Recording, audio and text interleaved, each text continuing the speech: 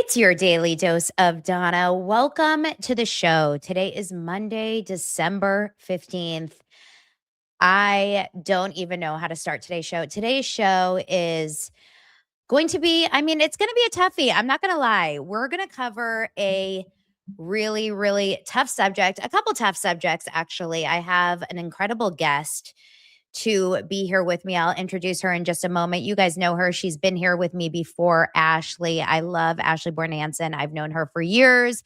She's a former actress, broadcast journalist, former client of mine when I used to be an agent. I'll have her come in just a little bit.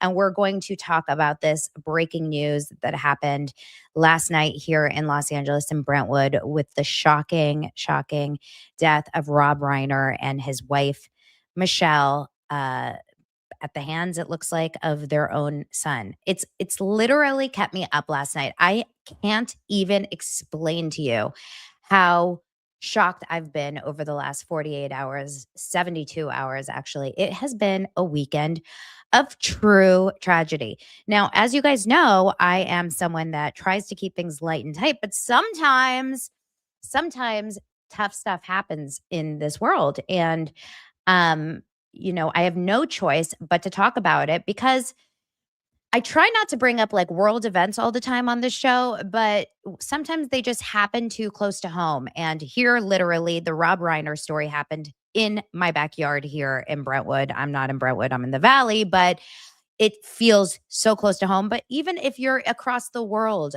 when anything happens to someone that you feel very comfortable with and know and feel close with, thank you so much, Kristen, for becoming a member, and feel close with throughout your life. I mean, who didn't grow up with Stand By Me and When Harry Met Sally and stories like that?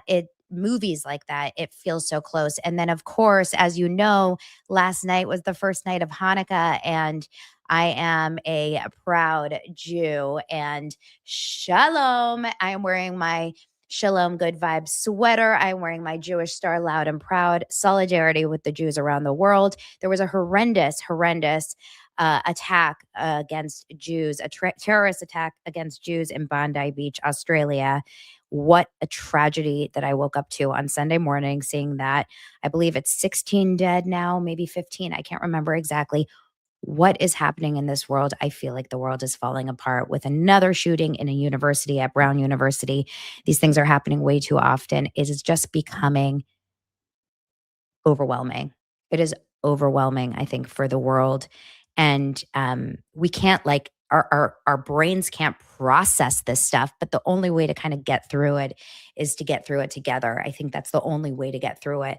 And of course, we can talk about fun and silly, just celebrity stuff. But when I was planning on just talking about fun and silly celebrity stuff, and then last night at my Hanukkah dinner, I'm like, oh my God, Rob Reiner, here's a celebrity and a murder. What is happening? It's just too much. Guys, we're going to get into it. We're going to talk about the history of this family and Nick, his son, their son, that allegedly did this. Ashley has a personal story. We're going to get into all of that. Everyone, thank you for being here. Please hit subscribe, join the show, join the community. It's your daily dose of Donna.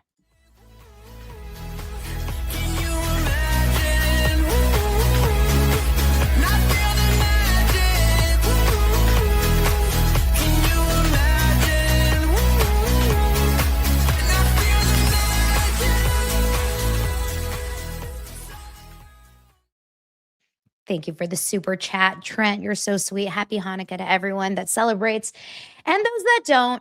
Hanukkah is a lovely holiday. Well, I will say, number one, let me bring up Ashley. I just want to introduce you guys. For those of you that don't know, Ashley BTV, you have your own channel. I linked it below. Welcome. Thank you so much for being here, Ashley. Of course, Donna. You know what I was thinking? It is so fun to talk about pop culture, to hear it, but it's also days like this that I feel like your audience probably needs you right now, because Yeah. they want a safe space to talk to someone who they trust and that they can talk about these difficult times, because I know a lot of us are kind of spiraling and going down rabbit holes. So I do think it's days like this that are important, even if it feels a little bit heavier. So thank you so much for having me on. Of course. I mean, I every time tragic things happen in the world, the last thing I want to do is sit alone in my thoughts. Like Yeah. I always want to be I want to connect with my friends, I want to connect with my family, I want to, hug those that I who I love. But it's nice that we have these communities of people that Mhm. we can just check in with each other, make sure everyone's okay. I have so many people in my community that are in Australia. I can't tell you. I wish I Oh, could wow. respond to every DM that I Mhm. got yesterday. I got so many DMs from people that are saying, "Oh my gosh, this is down the street from me. This is 5 miles from me. I am in Bondi Beach. I live here. I'm there. I'm there." So many people that are just like, "I grew up Wow. here. This is not the Australia I know." And this is prior to the Rob Reiner story. This is just Yeah. after. Or how many people I know that grew up or live in Providence, Rhode Island, and they're like, "How is this happening in my small, beautiful town?" Yeah. It's very, very, very wild when things like this kind of come into what you feel is a safe space. And I think that this is Mhm. kind of gives me like it reminds me of when, without getting into like big things back in 9/11, but that feeling of like you just Yeah. want to be around your people. Yeah, it kind of also for some reason triggers me to just even the LA fires earlier this year, because Mhm. so many of my friends had to evacuate. Some of my friends' houses, burned down, and so many of them said it feels like an apocalypse, and in a very different way. It just feels like the world is on fire right now, and it's so, politically charged, and I just want the temperature to turn down. You know what I mean? My dad and I always talk about, I interviewed my dad for just a private video we did, and he's like, when were the days where everyone could have different views and we could still, live in the same household and love each other and go to work and all the things. So yeah, we got to turn down the temperature for sure. I wonder, yeah, I don't know if there is a place or a time or a situation where that can happen once it's all out there now. I've gone Mhm. through this conversation so many times in different places and on my other show where I talk so much more about, social media and political stuff. But it's so we're all gassing each other up online all day. That's what Gassing each other up. God, Mhm. that is so good. I don't know if you saw the Barry Weiss, Erica Kirk interview. We don't have to get into that story today, but Mm. I thought she called out a good thing actually. Barry said, it's brain rot. And I feel like like the internet is turning into brain rot. Like I've had to delete Instagram and TikTok from my phone today. I'm like, I just can't, because everyone is so quick to react. And most of them aren't like you, Donna, where it's like thoughtful commentary that makes you think, that makes you dive deeper. It's just these crazy opinions. It's just adding to the noise. And I think that's a big thing we all have to ask ourselves. Are we adding to the conversation and being insightful and thoughtful, or are we just adding to the noise and making this world a worse place? Yeah, I think that I did not watch last night, and I'm kinda glad I didn't because I was so emotional already just with everything Yeah. else. I went to go see Dylan in his school play. He's doing Once Upon a Oh, Mattress, was a great wizard and very okay, funny. And Dylan. then yeah, Dylan's killing it.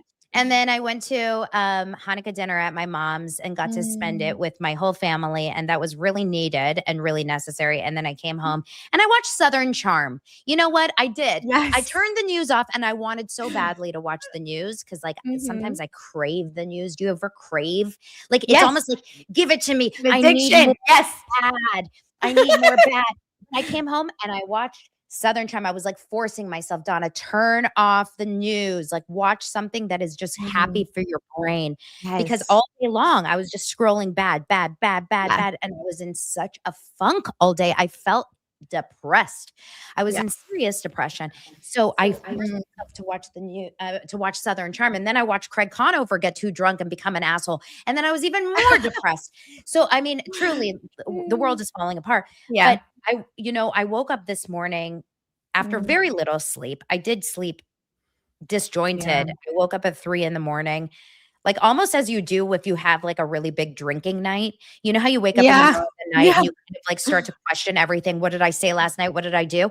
I had one of Mhm. those nights, but I didn't drink last night. It just had one of those nights where my mind was like going on and on and on and on and on. Like I was in overdrive thinking Yeah. about everything this weekend, but primarily just about this Rob Reiner story. I Mhm. mean, we're going to get into it, obviously. And I'm so interested to talk about so many other things.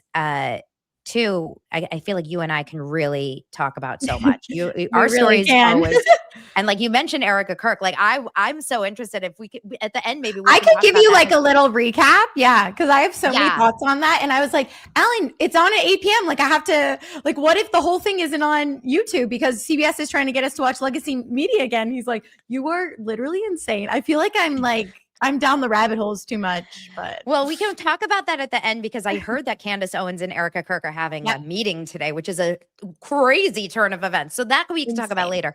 Yeah. But before we do, I just want to do a quick. I'm going to do a couple of our sponsors really fast. I'm just going to pull you off stage, and then we're going to get into this Perfect. horrible Rob Reiner story in just a second. This week's shows are brought to you by some great sponsors. You guys, we've got some great sponsors. The first one is, of course, Ollie Dogs. Now, as you guys know, I am a proud owner of 3 beautiful dogs. And I really, really hope you guys, you have to pray for me because my Frankie, my 15-year-old Frankie is not doing very well. She's really not doing well. And I really hate to say this out loud, but I'm really worried about her. I'm not feeling very confident about her health right now, but I will tell you that luckily they are all eating Ollie dog food and they love Ollie dog food. So I want the absolute best for my dog. And that's why I switched to Ollie. They offer fresh protein packed meals made with real human grade ingredients, which is a win for all my dog's health. And they offer 5 tasty recipes, all slow cooked for top nutrition, which is a win for their happiness. They're human grade recipes backed by vet nutritionists and crafted with culinary experts. They love the taste. Even the pickiest eaters will show more excitement during mealtime. There's tailored meal plans to meet your dog's specific needs, perfectly portioned meals in mess-free packaging, and it comes with a scoop for easy servings and a storage container for zero fridge stink. There's also an Ollie app, which offers on-demand health screenings where you can tap real experts for pup peace of mind, and it uses data from the Ollie pack to develop new recipes and products for your dogs. Your dog's well-being starts with their food, and that's why Ollie delivers fresh human-grade food that your dogs will love. Head to ollie.com/daily dose. Tell them all about your dog and use code daily dose to get 60% off your welcome kit when you subscribe today. Plus, they offer a happiness guarantee on the first box. So if you're not completely satisfied, you'll get your money back. That's ollie.com/daily dose and enter code daily dose to get 60% off your first box. We're also sponsored by AG1. As you guys know, I love AG1 because I'm a big, wellness girly. I love to drink my wellness drinks, and I am someone that loves to go to the market and buy all my vitamins and everything. And this is why it's so easy because it's just about putting a supplement into your drink, and it's the daily health drink that combines your multivitamin, pre and probiotics, superfoods, and antioxidants into one simple green scoop. It's one of the easiest things you can do to support your body every day. This time of year, it's more important than ever to be proactive about supporting your immune health. If you're traveling over the holidays or if you have kids back in school, trust me, my family was so sick last week. Not my family. Oliver had the flu and strep in the same day. And guess what? Mama didn't get either. And I think that's because of AG1. Heading into the holidays, it can be hard to maintain a balanced diet and give your body the nutrients it needs. But life can get really busy. But AG1 helps you can stay consistent when the rest of your routine is thrown off. As you approach the new year, it's never too easy to take control of your health. AG1 is the easiest daily health habits that you can start even before the new year. I use it and you should too. AG1 has their best offer ever. If you head to drinkag1.com/daily dose, you're going to get the welcome kit, a morning person hat, hello, and a bottle of vitamin D3 and K2. Oh, that's not it. An AG1 flavor sampler, and you'll get to try their new sleep supplement, AGZ, for free, which has been a game changer for my nightly routine. That's drinkag1.com/daily dose for, get this, $126 in free gifts for new subscribers. So check that out. All righty. There is the link, and let's bring Ashley back. Thanks for the ad break, Ashley. Donna, those two products, I've literally had them on my list I think it's from your show. Ollie's definitely from your show. I've heard about AG1 for a long time, but people say AG1's like very different than Bloom and all those other things. So I was like, Yes. this is my And reminder. also this morning I was at my gym and they have another like green powder that they have like samples of. And so I was there and I was like, I'm curious to try it. So I got, in my water bottle, I just used one of their samples and the taste was disgusting. I'm sorry. I Yeah. don't even know what the name of it is. It's one of those like whatever green something. AG1 is actually the best tasting and they have different flavors. They have like a tropical, a citrus, it's much better. Yum. Okay, so let's get into the story, you guys. Obviously, trigger warning. If anyone is feeling very triggered by violence, murder, this is as gruesome as you possibly can get and as tragic as you can get. Here is the story. As of yesterday afternoon, well, actually, I first got wind of it from my friend Maddie. She's a doser. And she was in, thank you, Christina, for this. I really appreciate that little warning. So she was in Brentwood. She was visiting her family member and she sends me a text. She goes, oh my God, I was just in Brentwood all afternoon. There were so many helicopters. It was nuts. Wow. And then I just saw this little this thing. And what it said, it was around like 6 p.m., 6:30. It said two bodies, like two dead bodies found at Rob Reiner's house. That's it. It didn't have specifics. My first thought when I saw that, and I don't know about you, my first thought was, oh my God, maybe he had a party. Yeah. And two people OD'd. Or maybe there were intruders and they got shot. Like, I never for a second thought it was actually Rob. The way it was written felt very much like they were guests or they were his kids or like a kid and a friend. I never, ever. But of course, within the hour, it was confirmed that their ages were 68 and 78, I believe it was. And then sure enough, the story came out that it was sadly Rob Reiner and his wife, Michele Reiner, both murdered by stab wounds. Now that's all we had heard first. Yeah. Since then, as of now, Monday, December 15th at almost noon Pacific time, we do know that the son, I believe the youngest son, correct? There's 3 kids. 3 kids with this mom and dad, because I believe Rob has. Yep, he has 3 kids. Tracy is the child that's with Penny Marshall, and then the other 3, Romy. I don't know how you say Romy. Romy, Jake, and Nick. Nick is 32. Nick, 32, has since been arrested for murdering his parents by slitting their throat with a knife. This is absolutely excruciating news. And apparently he did it following a public argument the night before at Conan O'Brien's Christmas party. Now, what's crazy about this is yesterday, right after the news was had that it was Rob Reiner, I get a text message from my friend who has a very close friend who was at the Christmas party. And said, oh my God. Okay. And said, but only said this.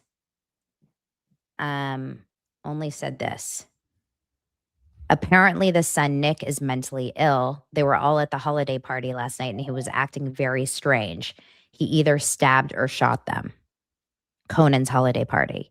Wow. So he had seen them at the party. He had seen him acting very strange.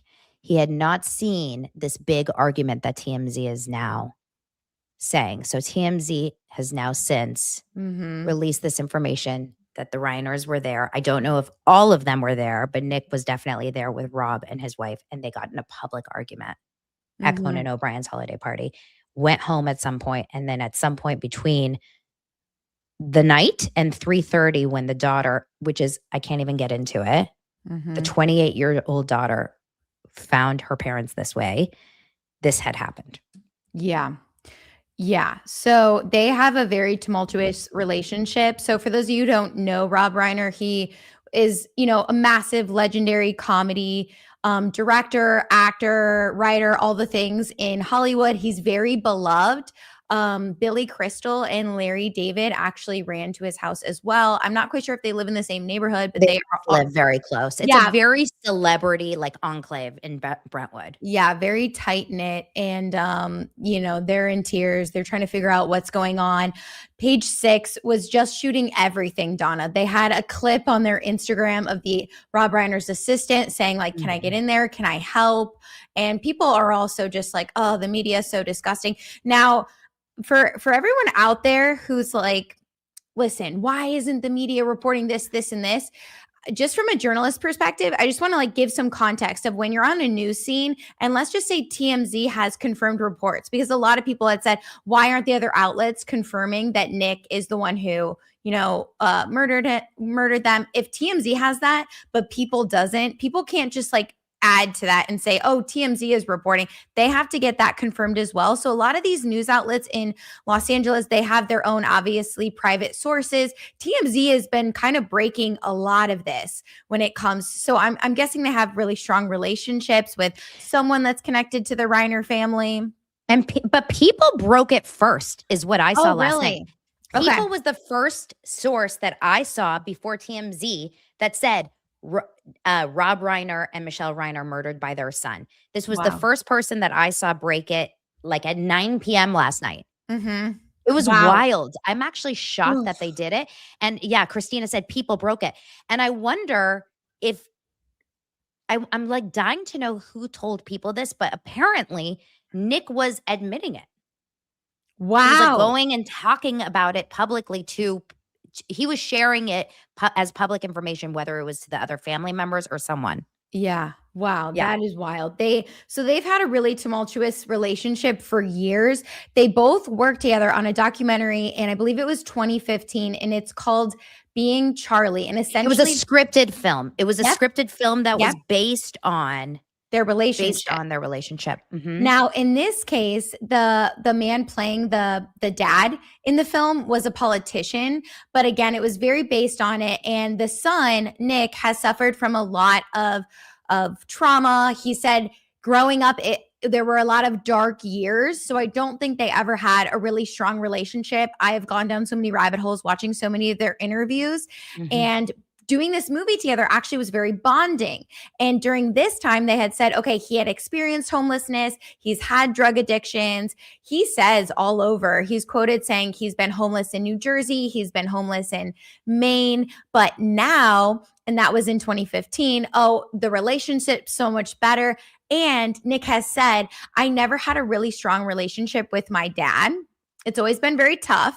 And he said, my dad he's not very good at communicating. And a podcaster was like, what do you mean? It's Rob Reiner. He's great at communicating. He's like, yeah, now he is, because he's on camera. So the tensions have been there. And now everyone's going to pull up all these interviews, obviously, because now everyone's in their spidey, mommy sleuth sense of let's investigate, how long this has been building up. But I think this is something that's been building up for so many years of this just really tumultuous relationship. But they both said that it was actually the film that brought them together, because Nick had said that seeing my dad in his directing mode, I understood then that that's his way of communicating.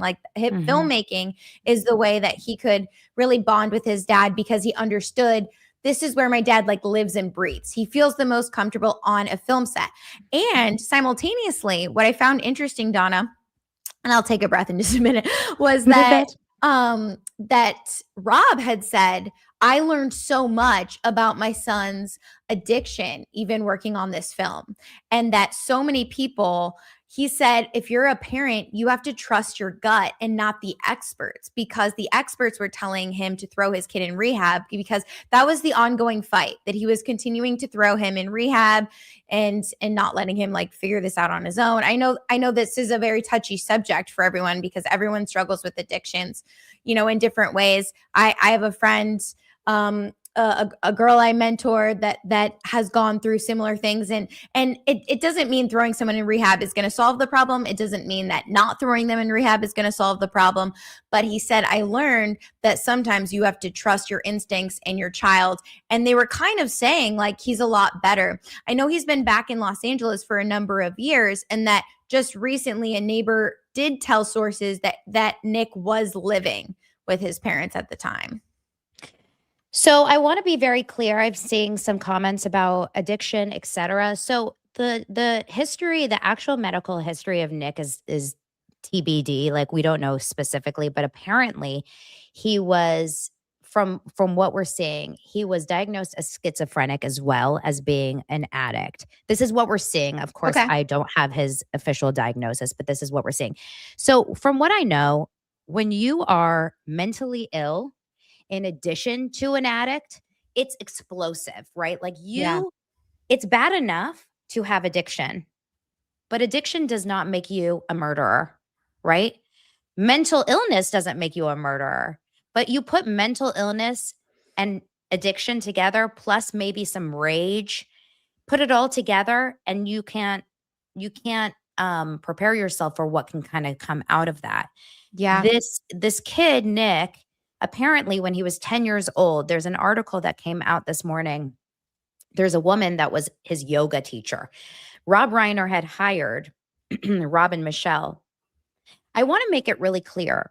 I don't think I've Mm. seen one sign that Rob and Michelle were absent parents to this family. Like, a lot of times with Yeah. kids like this, you see, oh, the parents, maybe Hollywood, they weren't really caring about their kids. They were off traipsing around Europe and traveling. You see a lot of stories like that in Hollywood. Mhm. I actually think, from what I've seen so far, that Rob and Michelle loved their children so much Yeah. and tried so hard to help this child, from what I'm seeing. Like, putting your kid in rehab 15 times, that is the strongest example of a parent's love. If you Yeah. don't love your kid, you kick him out and Mhm. you say good luck. God, my dog is yelping. I'm not Well, gonna and even Oh, having him live yeah, with oh, I you're know, poor Frankie. But yeah, like it's exactly, like I think that Mhm. they truly cared for this kid, as unhealthy as he was, Yeah. as irreparable as he kind of came off. But when he was 10, apparently, this yoga instructor was hired as a private yoga instructor for the Reiners. And she came in specifically to calm down aggressive 10-year-old Nikki. And Wow. she said that at 10 years old, this kid was having these fits of rage and tearing down the house. So he also created a movie. So not only did he create that movie with his dad, but then he went on to make another movie that was about a clown, like, serial killer. Oh, Jesus. So that is kind of an interesting take. I do think there's like one other element that we should throw in here, and that is the pressure of growing up in Hollywood legacy on top of mental illness and addiction. Because Rob came from the Hollywood legacy with his dad, Carl Reiner, who was the creator of the Dick Van Dyke Show. He also appeared in the Dick Van Dyke Show. So he said the pressure, and that's a big conversation that they both have been on podcasts talking about, the pressure of growing up in a family like this. Like, this isn't just a TV star. This is Hollywood, like massive money, massive legacy, and then having siblings that you're probably, I'm guessing, like, in a way maybe competing with. His brother, I told you offline, I interned with Jake Reiner at NBC Nightly News briefly, but he comes off like totally different than this guy. He comes off really bright and really like handsome and put together, and he also never mentioned that he, like, it was very under the radar. I'm like, Reiner, how do I know Reiner? And then I'm like, oh wow, his dad is like Rob Reiner. But I thought it was really interesting because even Jake took a different path than his dad. So Yeah. none of the children like really like took the same path as their dad. And now they're all kind of in Hollywood filmmaking type of things, but in a more indie way. But I thought that was really interesting. If you were to compare maybe the parents didn't compare them, but I'm sure, the outside world did. Jake was a news reporter. He went to a small market. He was very much like, I'm going to earn my ranks. And then he became a CBS local reporter, and now he's an actor. And, compared to Nick, I'm sure that also put pressure on him. So I feel like it's like a 3 tiers of potential trauma, not living up to like a parent's legacy and having like a massive legacy to potentially live up to. So I thought that was really interesting. Here's a clip from May 2016 when they were promoting this Being Charlie movie. It's with Rob and Nick. So remember, this is almost 10 years ago, and they're talking about the movie that they worked on together. Rough times, the parent is, your main job is to keep your child safe. So I would do anything. We didn't bond a lot as a kid. Like, he really liked baseball. I like basketball, and he could watch that with my brother, but baseball. But I just, when I saw him do that, and it was something that I'm interested in, I was like, wow, like, he really knows a lot. And like, it made me feel closer to him and be like, yeah. You're like, wow, my dad's Rob Reiner. I never had thought about it. And then, yeah, it didn't cross your mind, right?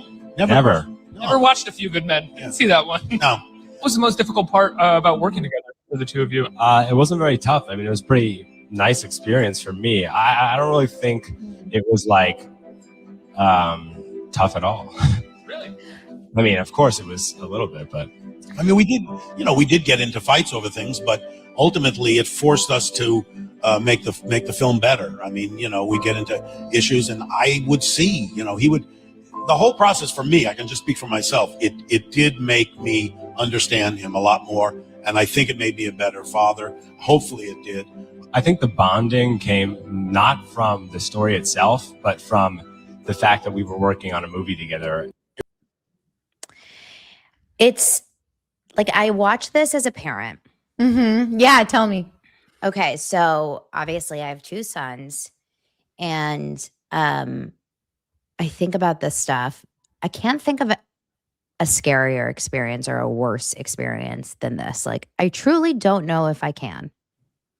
To raise a kid who is, and I'll just say, from my personal experience, I can't imagine anything harder than having a child that cannot get out of their own way or cannot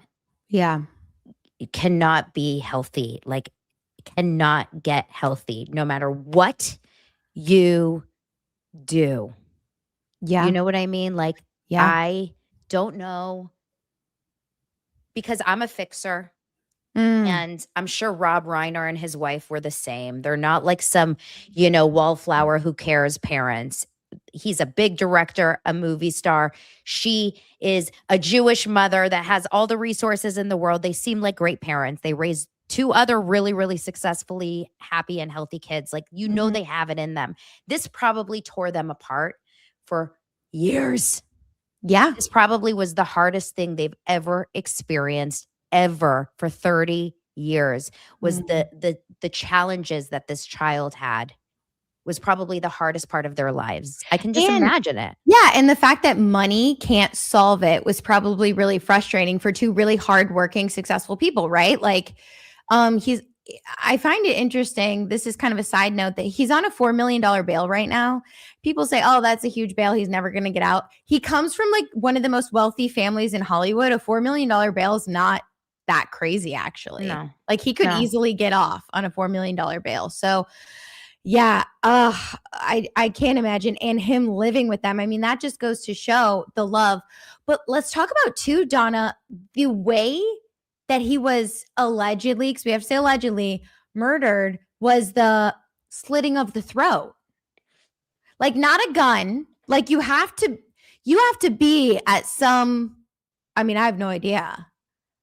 But that is so apparently, I was on Kate Casey's show this morning. Kate Casey is another podcaster, and I was on her show. We didn't talk about this on the show. She wanted to just keep it like reality TV. So we talked about light stuff. We talked about like Taylor Swift and stuff.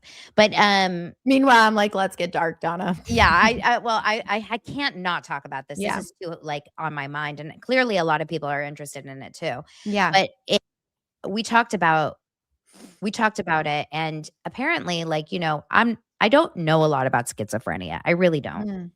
But if you are in fact schizophrenic, and if he is in fact schizophrenic, like that is part of unmedicated schizophrenia. And if you're mixing it in with drugs and alcohol, this like another personality takes over.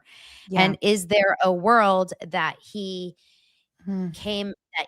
like something else came into his body that wanted to do this evil. I mean, to Yeah. be so look, it was bad enough with the Menendez brothers to go in Mhm. there to Oof. such a gruesome thing to your parents, and then to go Mhm. back, remember they went back in to like make sure Yep. this to do it with a knife so up close and personal. And like, I was in the middle of the night, I was thinking like, how did he do it to two people with a knife? Like, how do you do Yes. it? Your dad first, then mom first, then dad, like the strength. Law enforcement was also telling Fox News this morning a couple things of and it just reminded me, like, of course there's going to be cameras everywhere inside the house. Oh So yeah, there's 'cause it's like probably a footage. celebrity $13.5 million house. Yeah. Oh wow, 13.5 million. And then also they were waiting on like DNA, like to really understand before they could call it. They need DNA evidence as well. That's going to be a big key in this whole factor. And they were also saying we're seeing a murder case play out right in front of our eyes, but the public also has to let us do the investigation. And I think it's kind of like an interesting topic right now when the whole world is like, I deserve to know answers right now. And yet law enforcement and the media and everyone were like, you're going to get your answers when you get your answers. Like we don't work for the internet. I know it's kind of going down a different road, but I thought that was like really interesting too, that they brought up that There's like also you guys need to be patient with us, tolling out all the facts of this case because we don't serve the internet. We still have protocols that we need to face. I'm so passionate about this right now because I just feel like all these conspiracy theories are blowing up the internet and making people crazy, and people just aren't understanding how law enforcement and how media, like they have to follow certain protocols or else everyone could be sued into oblivion. Well, yeah, last night there was a whole thing about the search warrant and people were like, Mhm. what is going on? This is freaking Yeah. like everyone, I think right now the world is in a place where their first go-to is it's fake. It's a conspiracy. Something's wrong. You're lying Yeah. to us. It's a lie. And that's also very dangerous too. Sometimes you just have to calm down and let this be known. And I Yeah. will say, and I want to be very public about this, I thought the president's words were disgusting this morning. I thought Trump Yes. handled it fucking disgusting. Yeah, you want me to pull it And up? I mean, we can if you want, but why have to see it again? Yeah. One of the worst responses I've ever seen in my entire life. To summarize it for those who didn't see, Trump essentially said, well, Rob Reiner was already going down, a path of mental destruction. He had a disease targeting, people targeting Trump. So that's why. So honestly, Trump, in a way, one, obviously he made it about himself, which is Fucking absolutely narcissistic, disgusting, made it about himself. I literally almost threw my phone when I saw it. It's just so uncalled for. And in a time where like people, again, we just need to turn the temperature down. This does not do it. This is the moment where you don't say a word if you want to say No. that, or you just say this is a tragedy on so many levels. And for Mhm. anyone that is going through this, like, I don't Yeah, he said understand. this is a raging obsession with him. Okay, get over yourself. Get over yourself. It was so stupid. Now, that being said, this is the problem right now is everyone is so quick to make this a statement about themselves. Well, look how we're handling it and not like the Democrats are handling it. And look how we're hold on. A Yeah. family is going through one of the most tragic, awful things ever, and the domino effect of this. Now, I got a DM from Yep. someone, obviously I'm not going to share who it is, who said, my brother murdered I think it was my mother when I was a kid. And the fallout from this, like this happens in a lot of families. Wow. Sadly, it Yeah. does. We just don't hear about it often because they're not all the Menendezes. They're not all the Beverly Hills families. They're not all the Reiners.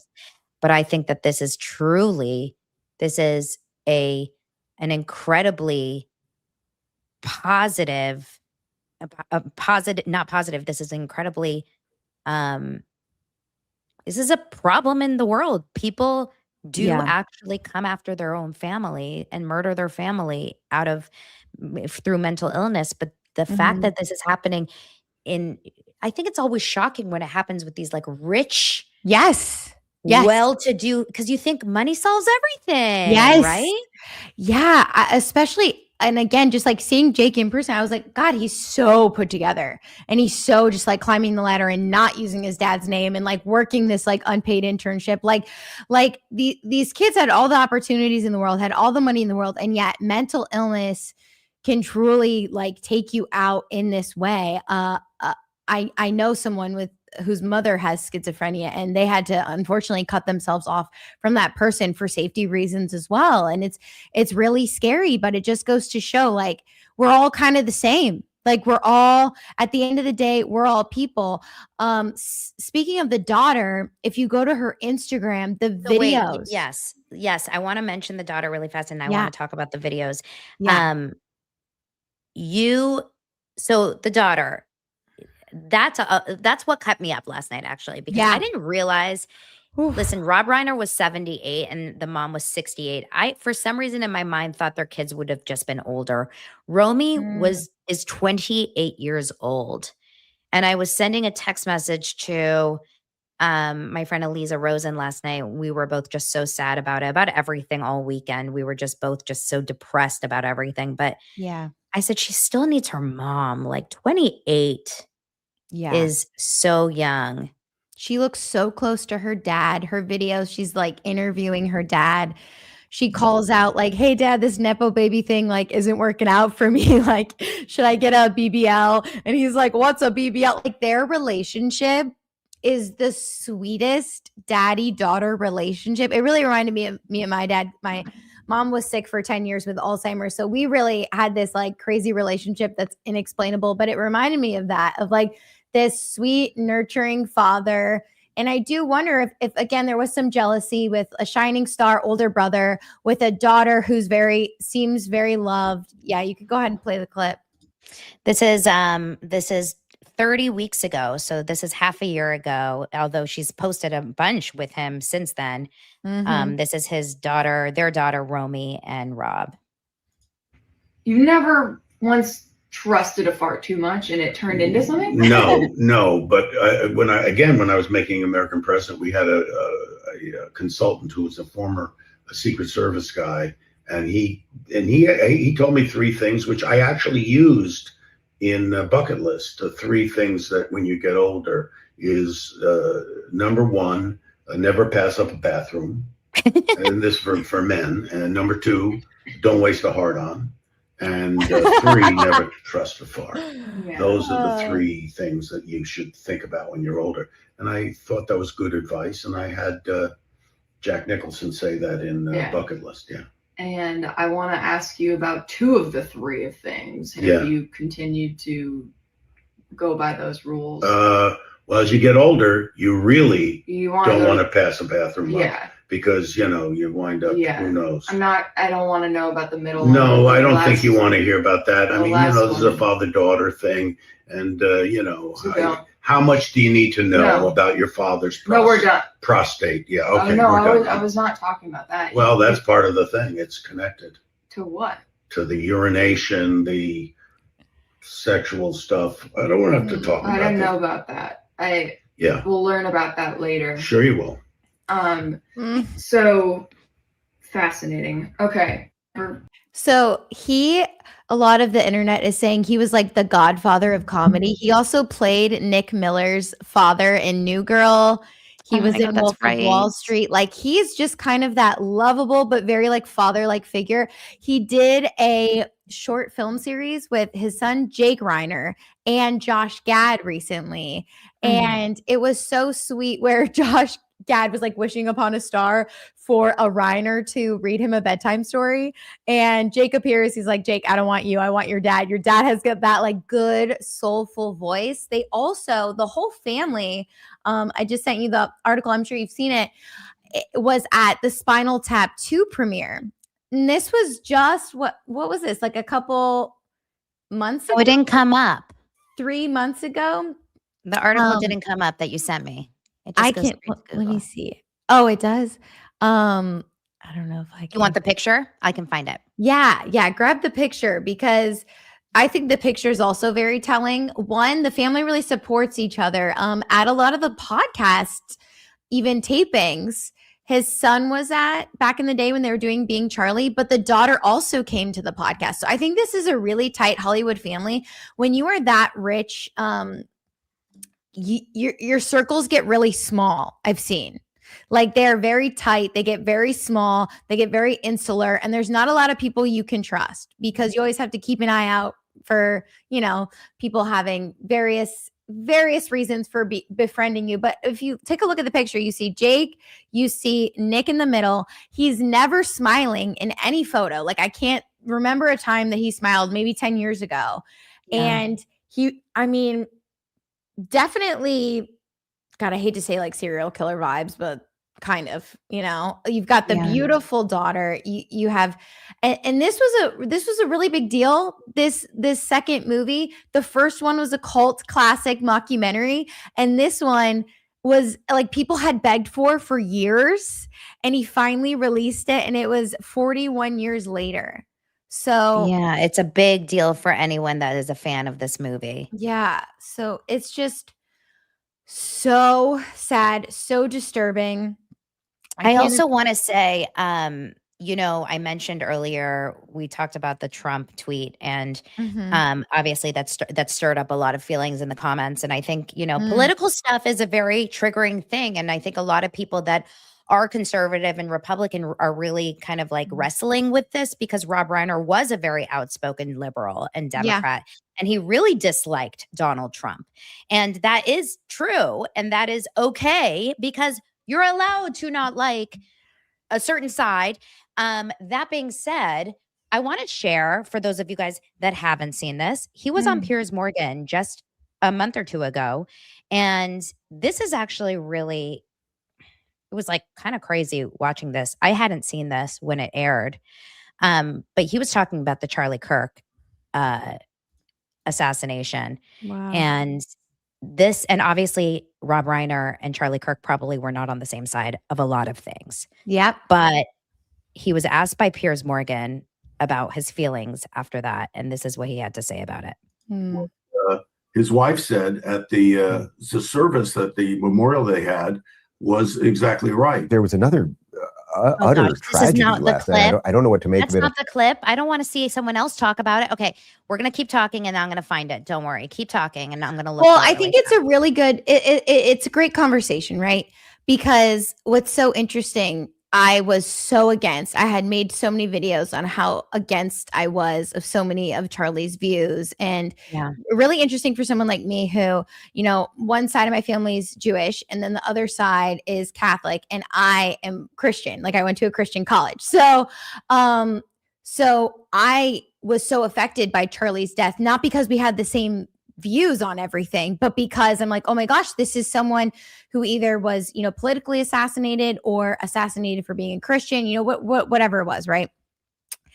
And people got mad at me for, I'm sorry, Donna, I'll switch my screen. But what happened? But people, it looks like my camera decided to die on me. So I'll Oh switch no, it. I can still hear you. We'll switch it to the FaceTime camera. But I remember people got mad at me because they had said, why are you defending Charlie Kirk? I'm like, I'm not defending Charlie Kirk. I'm not defending any of Charlie Kirk. I'm defending the freedom to live in America and have views, And I think Rob Reiner standing up for Charlie Kirk is a great example of that. Two completely different views politically.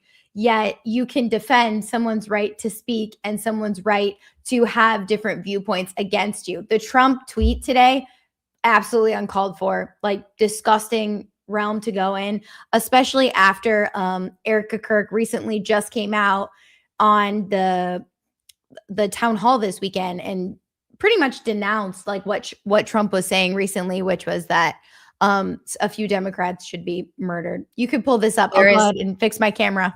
Yeah, go ahead. Yeah, here is a 1-minute clip from Piers Morgan. This was obviously after Charlie Kirk had died. Rob Reiner. When you first heard about the murder of Charlie Kirk, what was your immediate gut reaction to it? Well, horror, absolute horror. And I unfortunately saw the video of it, and it's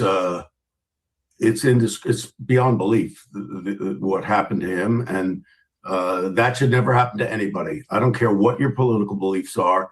That's not acceptable. That's not a solution to solving problems. And I felt like what his wife said at the service, that the memorial they had, was exactly right. And totally, I believe, I'm Jewish, but I believe in the teachings of Jesus, and I believe in doing to others, and I believe in forgiveness.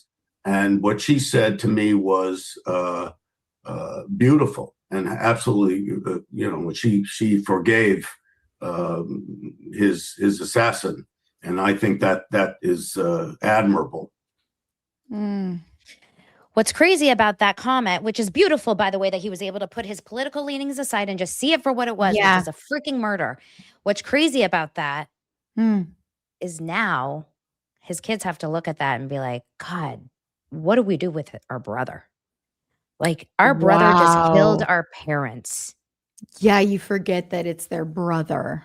Oh, I can't even imagine how to reconcile this next step for those kids.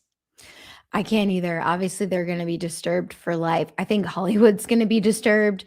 I think for some reason, the Charlie Kirk murder for me also just made me see like, wow, life's so short. Even though I had already, obviously, all of us have gone through tragedy, all of us have gone through loss, but it made me actually want to interview my dad more, like just for my own personal archives.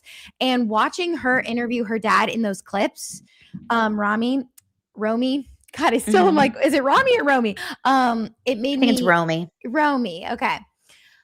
It just like brings up like, man, I'm sure she would have loved an entire podcast with her dad just for herself. Like the stories that he had, the conversations, like she's 28 years old and we're focused on the dad, but like you said, it's the mom too. So I don't, massive therapy.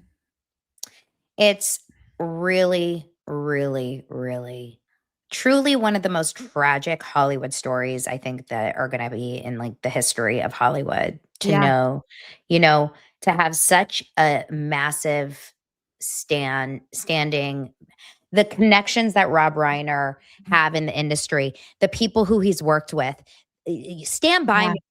I mean, that is a movie that I think shaped all of us at some point in our lives. Yeah. A kid even has watched it, Dylan. So to go from that, but When Harry Met Sally, I mean, there's so many life-changing, right? So to see Billy Crystal walk away from his house last night in tears, to know how many people are going to be domino affected by this.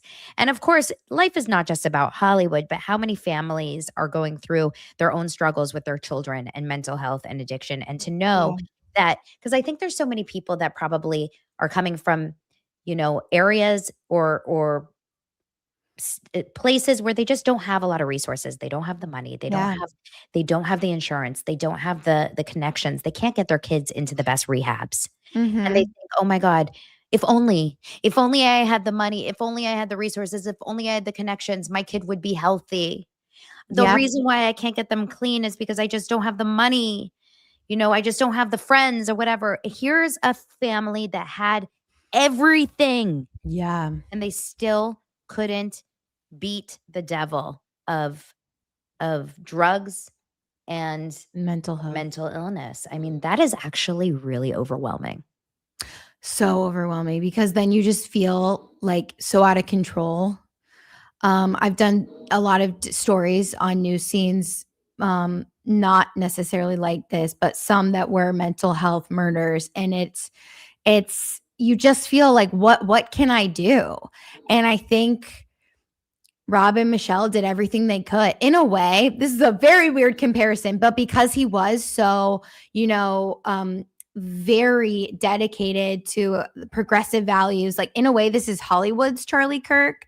And again, it's a time for the president to acknowledge, like, okay, we lost ours, but Hollywood just lost theirs. So let's stand together. So I really hope that we see like Hollywood coming together and supporting the children during this time. I know that they don't need like financial support. It's not really about that. It's like more the mental support. I hope that he gets a really big recognition. Like, I hope that there's a huge thing done for him, like a huge, I don't know, but I hope that they get the support, because this is, oh, what a nightmare. Truly a nightmare. Yeah. I'm sure they will. Yeah. I think that, they probably have hundreds of people that are grabbing, like, what can I do? What can I do? Yeah. But they're not their mom and dad. That's the I thing. know. It's like, at the end of the day, like, they need a Donna. They need someone to just give them a hug. they just need, but like, it's so sad. Like, I was up in the middle of the night, just like, I was just at my mom and my dad's house, right? My stepdad's house. My dad and I don't talk, but like, I was at my mom and my stepdad's house, and for all intents and purposes, he's my dad, right? Yeah. And, he's 80. He was born in 44, so he's 81. And my mom is 76. So they're like, similar. Like, I couldn't imagine what I would do. And I'm 44. I already have my own kid. She's not even married, the younger kid. But like, to go forward this way, just to know that this was the end of their life, like struggling to breathe because they're at their hands of their own son. Yeah. Like, it's just such a fucking tragedy. It's so tragic. And on Hanukkah, that's the thing. He's a Jew, and like a proud Jew. Rob Reiner was never someone that was like, I'm not really Jewish. It's like, that was him. I'm a Jew. Someone like, brought that up Hanukkah. of like, every Hanukkah now they're going to be thinking about that. Oh my God. I mean, every day they're going to be thinking about this. It's already so hard to lose a parent, especially around the holidays. Like, the holidays triggers that so much that I just couldn't imagine in this way. It's really scary. You feel so helpless even talking about it, because you're like, what can I do to, help and support? There are so many groups out there, but I can't imagine also like who went first, and that's the part that like really kept me up. Yeah. And I just kept thinking, like, a gun, God forbid, I don't even talk this way, but like, a knife is so personal. It's like so intimate. Like, and it feels here, so close. yes, To be so close. It's not, but that's the problem. Like, mental illness is the ultimate thing that is going to take down the like people. It's like, because you'll find a way, right? And so it's just, okay. So ultimately, you guys, the tragedy is obviously still unfolding. I mean, I'm going on the websites to see, if there's any new information. The only new information that there was that there was this massive fight at Conan O'Brien's house. I bet Conan is freaking the fuck out knowing that he had this party. It makes you wonder, like, even if people are going to tighten up Hollywood security parties, at parties and things like that. Well, also just knowing that you had this party that like maybe instigated some alcohol or something that maybe got him drunk. Was it an alcohol driven fight? Was there like something that happened at the party that created the fight? You start to question about that. Then like, how many people saw him the night before? That's so weird to know that you just saw him 5 hours earlier before this.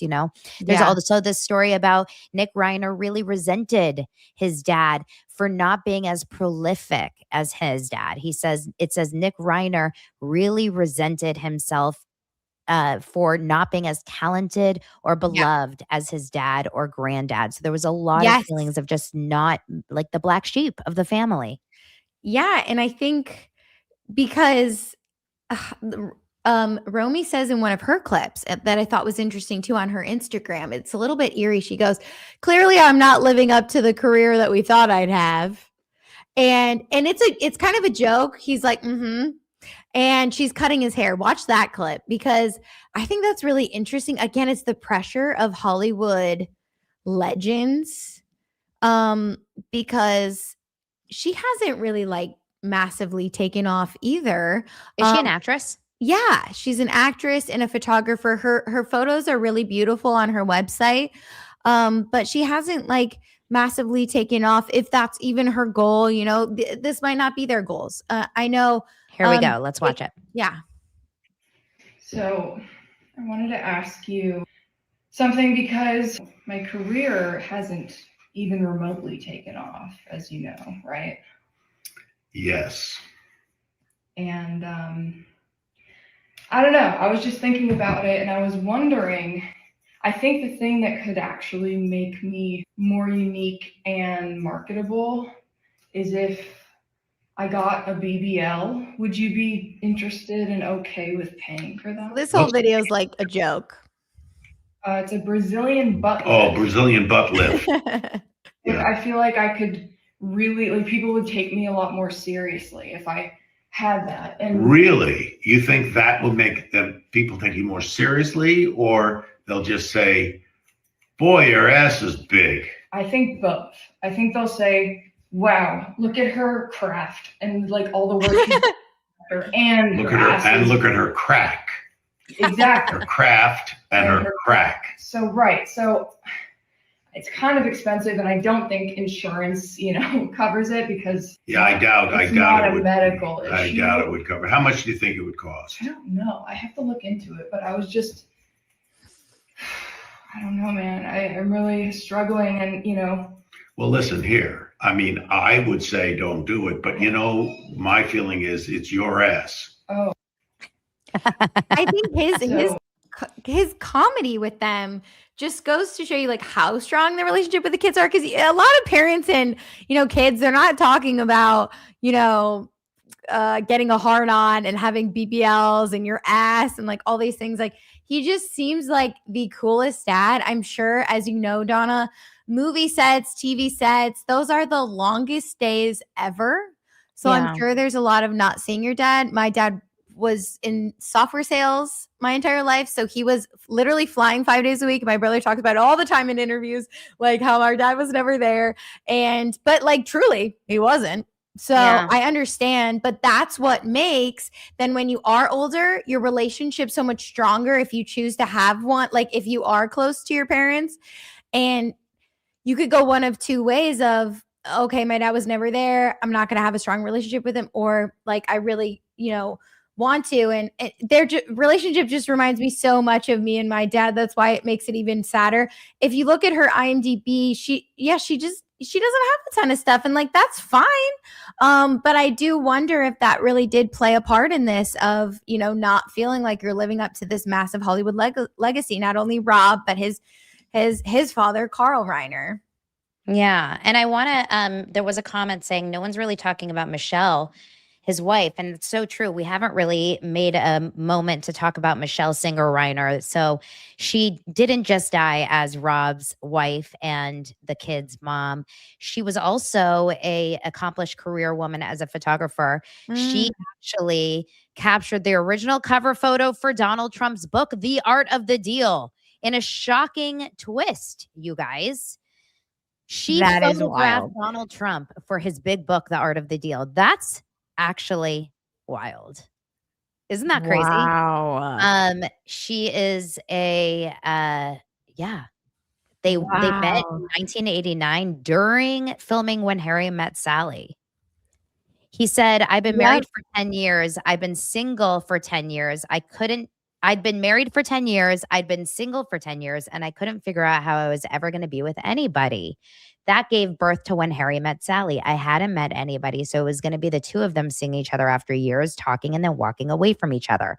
The original ending, oh my gosh, this is crazy. The original ending had Harry and Sally not ending up together. Yeah. But I know. I'm like in shock. But after meeting Michele, he said it inspired him to change it to the now fan-adored ending in which Billy Crystal and Meg Ryan's characters reunite. I am dying.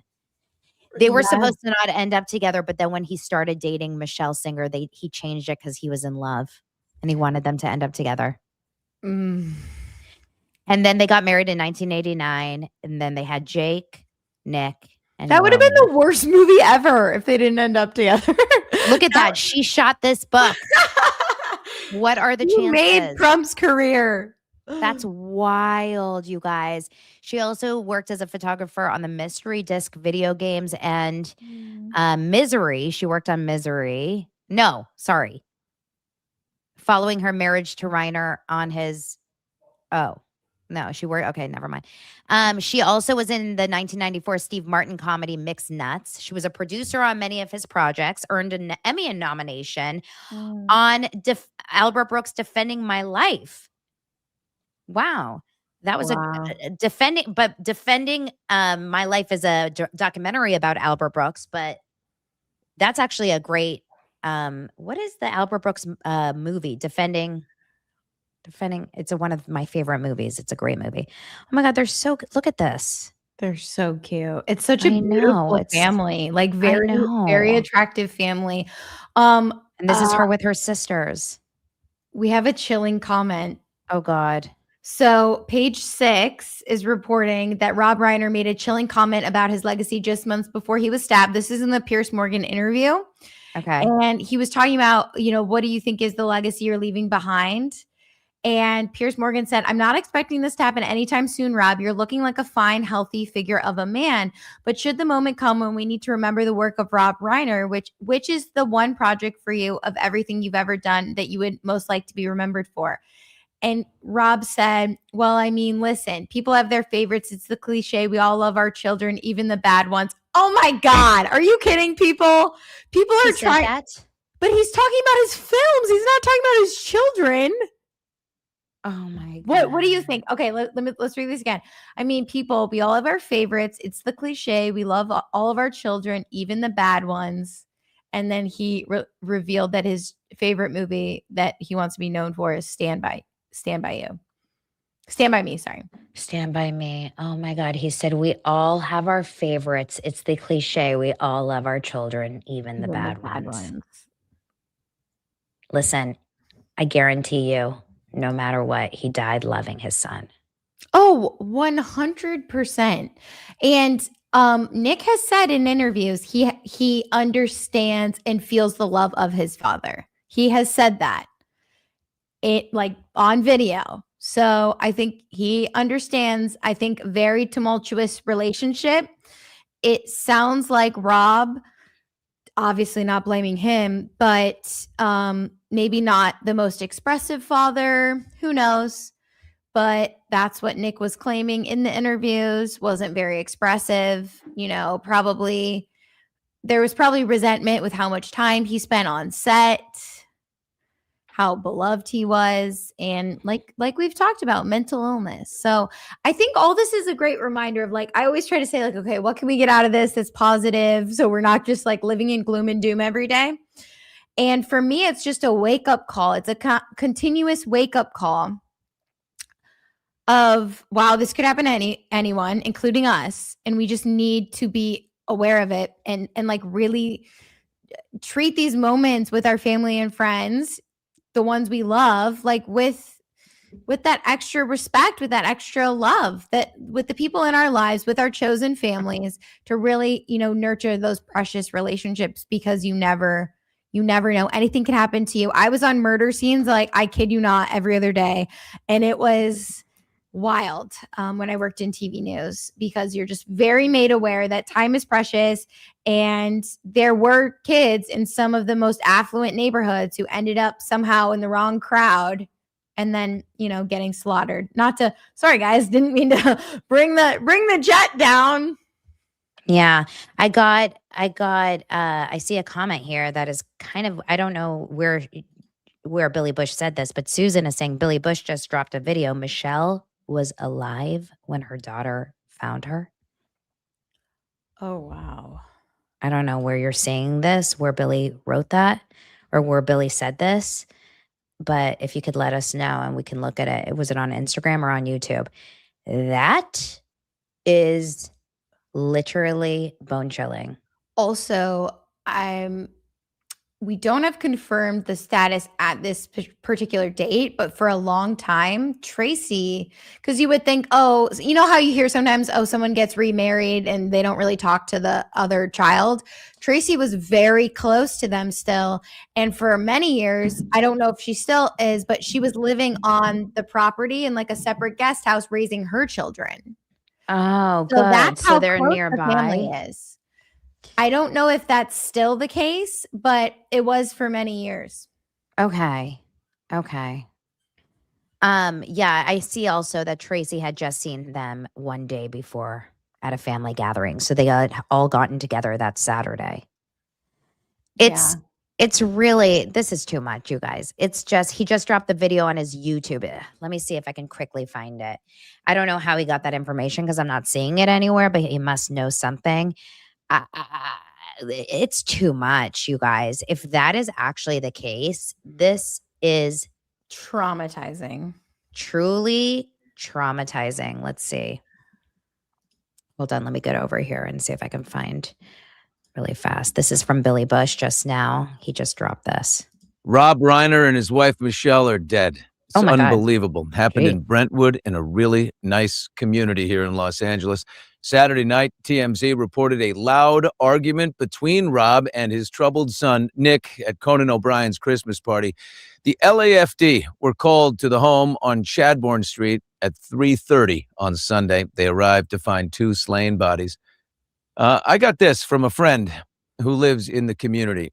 I heard that the son, Nick, went into his parents' house, stabbed both mom and dad, and that the daughter, I guess, lives on the property or at the house or in the back house, and that she found them. Oh, wait. Do you think Tracy? So, okay, this is what I was going to say. Some outlets are reporting that it was Tracy that found them, and then others are reporting that it was Romy who found them.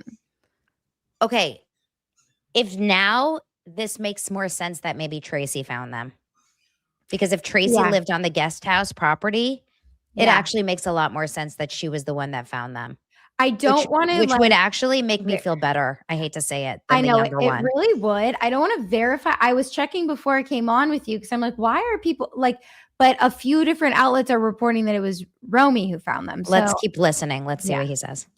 And that the mom was still alive. And apparently she called the ambulance and went in the ambulance with her mother. Michele died in the ambulance, but had enough time to tell her daughter that it was Nick, their son. Oh, my God. Who stabbed them. And that's why they figured it out so quickly, and he's in custody. Then... Oh, my God. That's how they knew right away. That's why people... Wait, what did he just say? What did he said that the mom was still alive. Oh my and God. they got word of it. So she called 911. They got in the ambulance and the mom was still alive enough to know to tell the daughter it was Nick. Oh my fucking God. So before she died, she told them her son did it. Wow. I'm literally gonna, Ariana has it exactly right. I'm gonna throw up.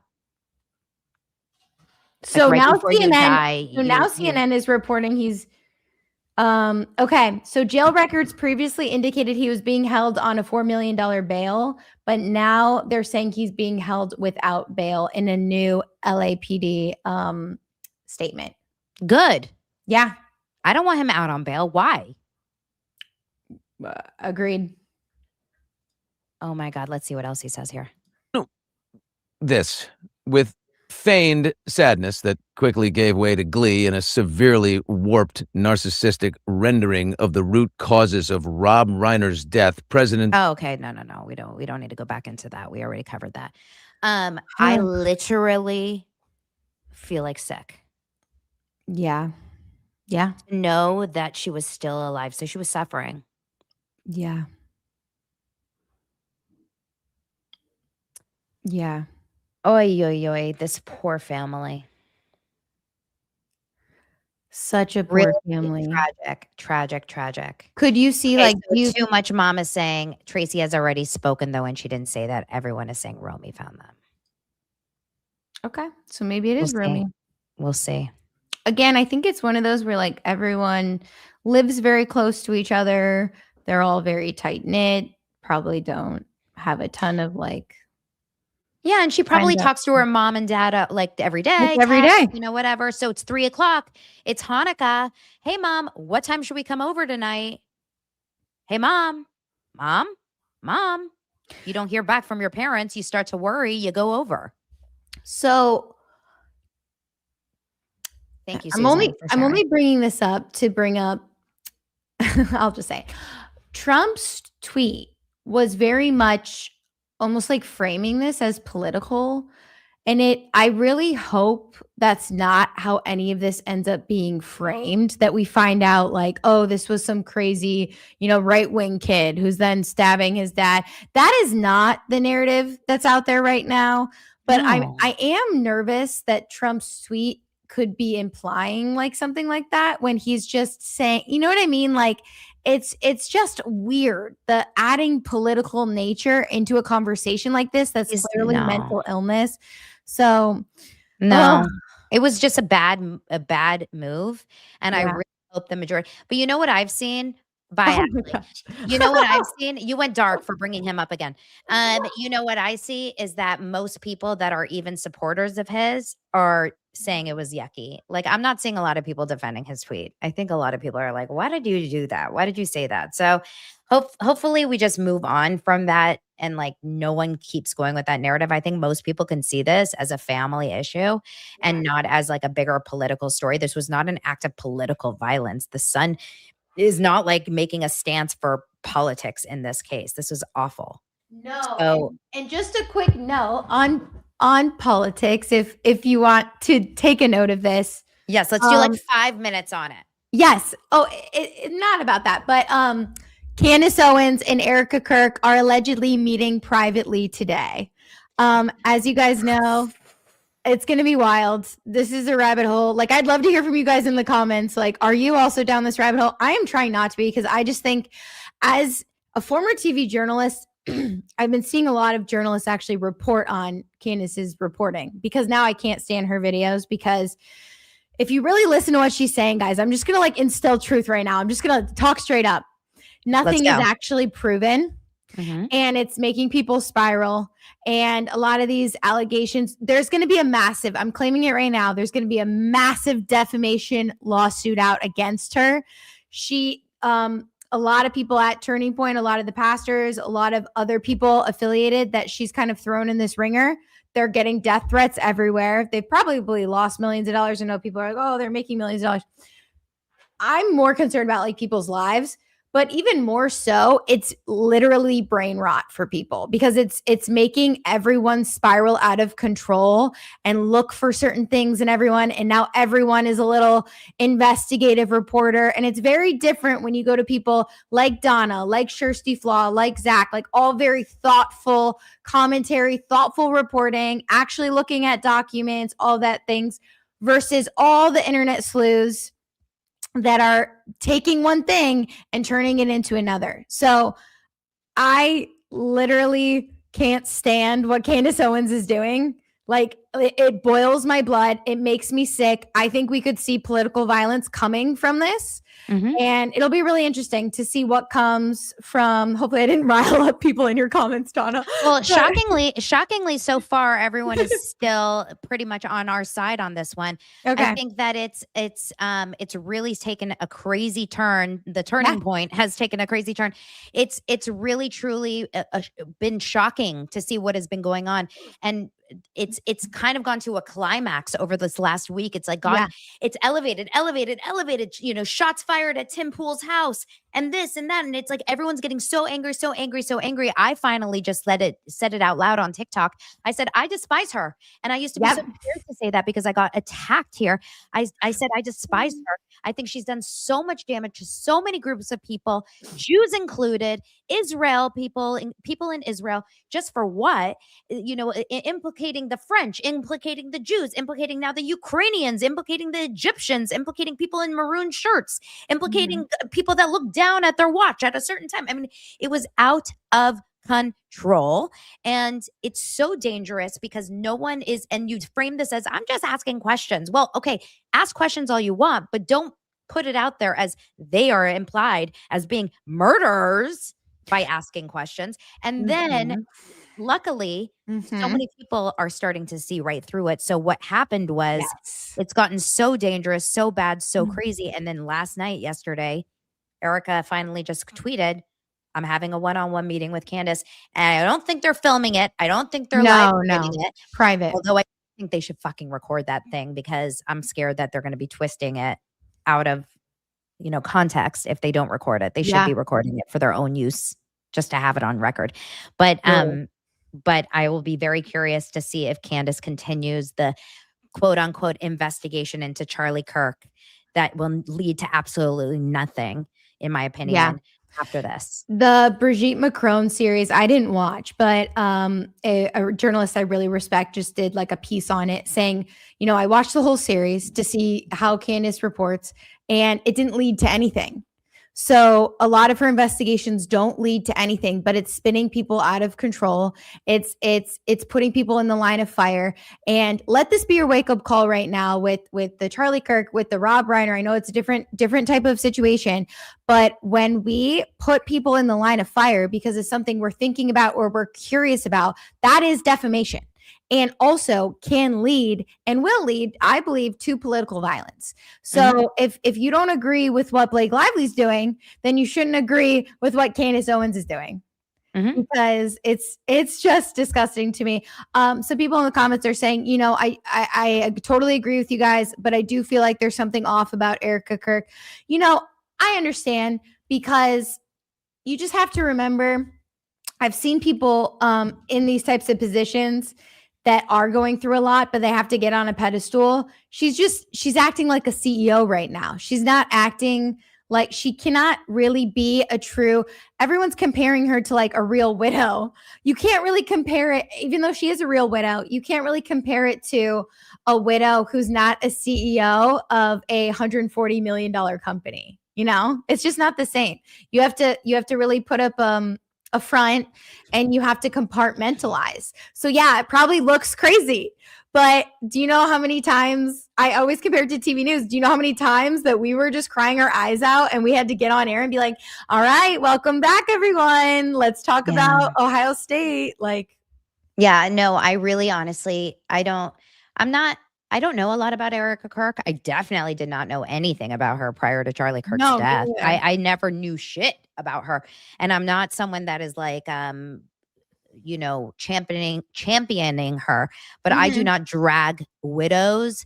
I will never drag a widow and the way that she grieves. I actually find it really gross when I see people making fun of her outfits and her tear cloths and how much she cries and how exactly does she cry and what she says and what you lose someone close to you and then have to go on, record doing things. She's in a weird place. Why is she CEO? Her husband put her as CEO before he died. He literally made this decision for her, and she's honoring her husband's wishes. Is it something that I would want? No, I would not. I don't know exactly what's going on there. Just because I don't like what Candace is doing, it doesn't mean that I'm like obsessed with Erica Kirk. But I do not in any way agree with dragging a widow. I do not agree with dragging. And if anyone drags anyone that loses someone close to them, I was talking to Maureen Callahan about this when Jackie O lost John F. Kennedy. People, dragged her for the way that she handled the death of her husband. I think people don't understand what it's like to go through these things because none of us have gone through it publicly. Yes, publicly. Thank God. Where everyone's analyzing your every move. you can stand for like truth and justice and also not stand for crazy conspiracy. So you can stand for whether or not you agreed with Rob Reiner, still horrible. Whether or not you agreed with Charlie Kirk, still horrible. Whether or not you support Erica Kirk, still horrible what Candace is doing. I actually think, because I was someone, for some of the work she's done, like Lively coverage, like other things, I was like, wow, this is a really smart journalist. But then she really lost me when she started going down the road. And a way to, think about this, guys, is also like, if someone's stance is something, right? She's very anti-Israel. She's very anti-French. If she is connecting then her most recent investigation to all of her other points that she makes in all of her other investigations and tying that all together, that's also something that that should be a red flag for you. So yeah, it's too convenient that it all worked out perfectly. Yeah. And it's all about her, by the way. Oh, and that's another thing to keep an eye out for. If you are a Christian, you're like, oh, she's seeking truth. No, she's making herself the Messiah. And a lot of theologians have been speaking out about this and using scripture to back it up, saying she's actually really, really twisting the Bible in a really terrible way. One thing that is more light, Donna, that is coming out this week, just to lighten it up, that I don't know if you watched the show, but I like it. And I think it's like a good little, balm cleanser for us.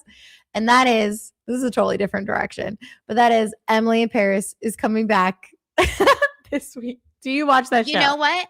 Honestly, I would love to talk all about Emily in Paris. I wish we could do another hour right now. Unfortunately, I have a 1:00 call, but I would love to just do a fun show after this with you. Will you come back maybe like next week and we can do like a light, fun end of year? Let's do fun. Yes, we need Emily in Paris. There's I know you're not a fan of George Clooney, but he does have a new movie coming out. I heard it's good. It looks good.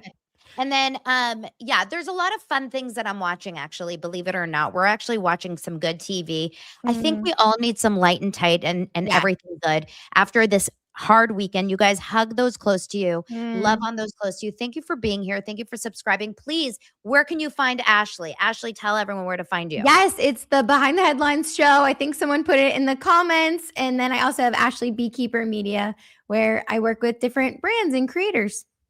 Oh, I love you, Ashley. Thank you for being so welcome. Put her link, her YouTube below.